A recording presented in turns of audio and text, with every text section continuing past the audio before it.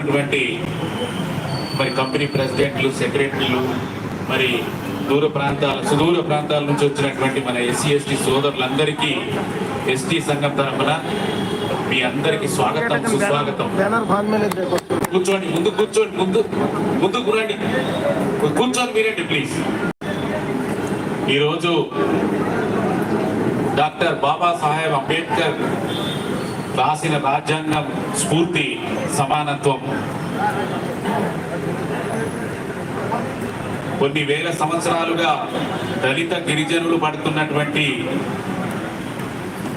సంఘంలో ఉన్నటువంటి సమాన మర్యాద, సమాన హోదా కొరకు వారు ఎంతో సుదీర్ఘ పోరాటం చేసినటువంటి రాజ్యాంగ స్ఫూర్తి.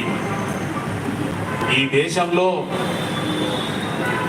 ఏదైతే అసమానత్వంగా ఉన్నటువంటి అన్టచబిలిటీ మరియు కొండల్లో కోనల్లో ఉన్నటువంటి గిరిజనులు మరియు ఎస్సీ ఎస్టీలు అందరి బాగు కొరకు వారు రాజ్యాంగాన్ని రాసి మరి ఆర్టికల్ 16(4)A 16(4)B ఈ ప్రభుత్వ ఉద్యోగాలలో రూల్ ఆఫ్ రిజర్వేషన్ కూడా సమానత్వంగా 15% ఎస్సీలకు 10% ఎస్టీలకు వాళ్లకు అవకాశం కల్పించాలని చెప్పి ఎంతో కలలు కన్నా ఆ మహానుభావుని యొక్క కళలను మనము ముందుకు తీసుకోవాల్సిన అవసరం ఉంది.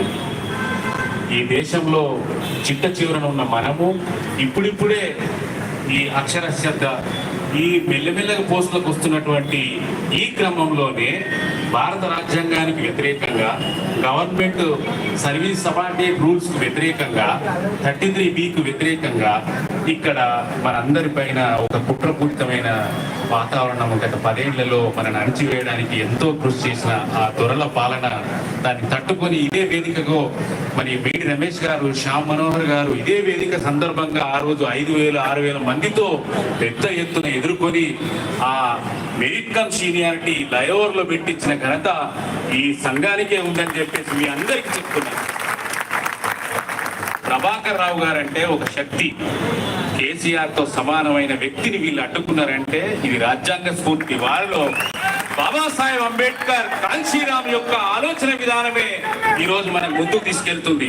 సోదరులారా, ఈ జేఏసీ ఏర్పడి 2 ఏళ్ల నుంచి నిర్వీర్యంగా నిద్రాహారాలు మాని ఢిల్లీ ఎస్టీ కమిషన్ దగ్గర పోయి మన సోదరులందరూ కూడా మనతో పాటు వచ్చారు. కలకత్తా పోయి ఎంతో రిప్రజెంటేషన్ చేసి రాష్ట్ర ఎస్టీ కమిషన్ కు మరియు కలిసిన ప్రతి మినిస్టర్ కు, డిప్యూటీ సీఎం కు, అప్పుడు సిఎల్పి లీడర్ గా ఉన్న ఎన్నో మనం రిప్రజెంటేషన్స్ ఇచ్చినాం.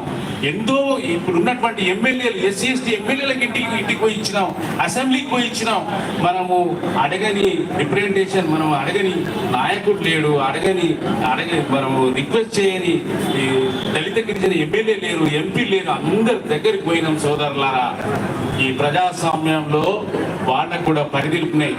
ప్రజాస్వామ్య ఉద్యమం ద్వారానే ఇది సాధించాలని చెప్పి మహోన్నతమైన కార్యం ఈరోజు వీళ్ళిద్దరు తీసుకున్నారంటే వాళ్ళ యొక్క ఆలోచన.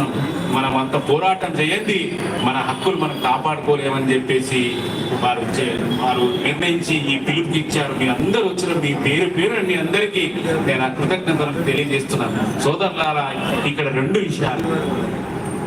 ఒకటి, initial cadre, assistant engineer, JAO, chemist, JLM ఈ క్యాడర్ లో ఉన్నటువంటి రిక్రూట్మెంట్ మనకు 15%, 10% ద్వారా వచ్చినటువంటి మన ఎస్సీ ఎస్టీలను కొన్ని ఏళ్లుగా వస్తున్నటువంటి రోస్టర్ కమ్ సీనియారిటీ విధానాన్ని కాదని మార్కుల విధానంతో తేవాలని చెప్పి ఎస్సీ ఎస్టీలను, మహిళలను, బీసీ ఏ గ్రూప్ ను, బీసీ బి గ్రూప్ ను, బీసీ సి గ్రూప్ ను అణగదొక్కి అణచివేసి వాళ్ళని వెనక తొక్కాలని చెప్పి పెద్ద కుట్ర చేసినటువంటి ఈ ఓసీలకు, ఈ బీచ్ మరి ఏదైతే పలుకుతున్నారో అది తప్పని చెప్పేసి మీకు ఈ సభాముఖంగా తెలియజేస్తున్నాను.